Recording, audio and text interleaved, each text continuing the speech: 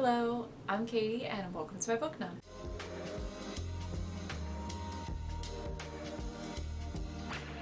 This review is for a fantastic romance book that I just read. It is the third in a series technically, but it is about three individual sisters and their own love life.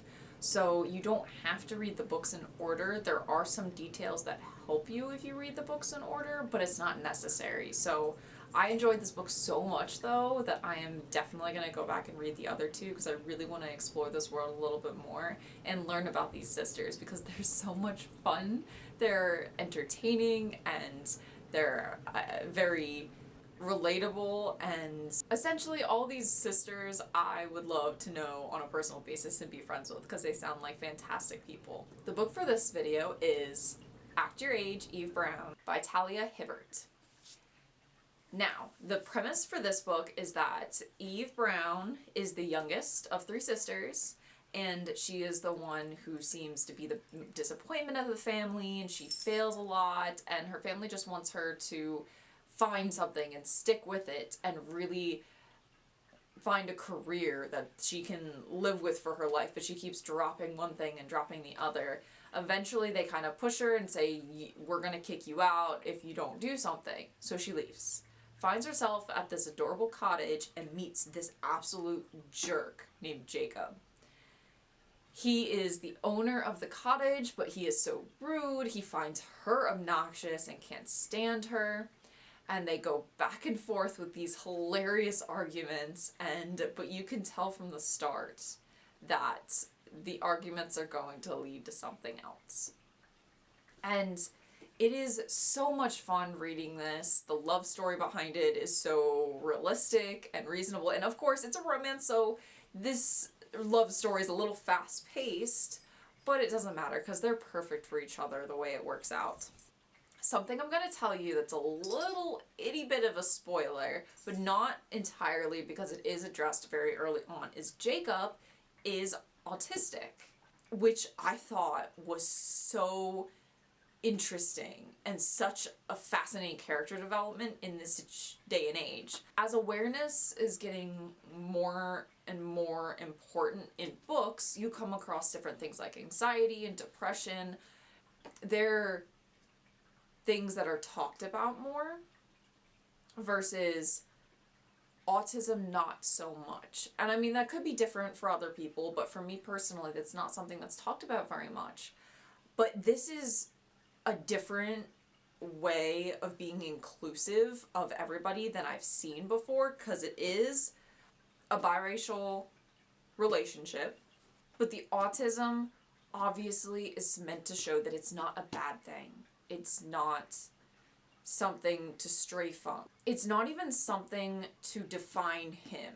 It's just something that he has. So whenever you first meet him, you see these quirks, and they're just his quirks. You know, that's just who he is as a character. And then he clarifies that he's autistic. That shouldn't matter. And it doesn't in this book. It doesn't matter because his quirks are still his quirks. It's just now there's a name to it. I'm not here to get into the diagnosis of different characters. I just wanted to point out that that was so cool for a character because it's something I've never come across before. Something also that I would love to see more in books is, you could kind of call this a trigger warning, but in my copy, it's an uncorrected proof and an arc. There's an author's note. And it says that this mentions that within this book are the topics of childhood neglect and anti-autistic ableism. I would love to see more trigger warning type notices like that because I personally am not offended by a lot. I will read almost anything of any topic, no matter how offensive or disturbing it may be, I will still give it a chance and read it, but I understand that there are people out there who have certain experiences that they don't want to read about themselves, and I would love for there to be more notices like that in books to warn people that it's like, if you're sensitive to childhood neglect, if you're sensitive to abuse or drug addiction or alcohol, underage drinking. Like, please, like, I want notices to warn people about this stuff. I try to include a trigger warning in my reviews just so that you are aware that it does include sensitive topics that you should make sure that you're aware of just in case you want to avoid those topics. I also love this book for the incredible growth that the characters have in both aspects.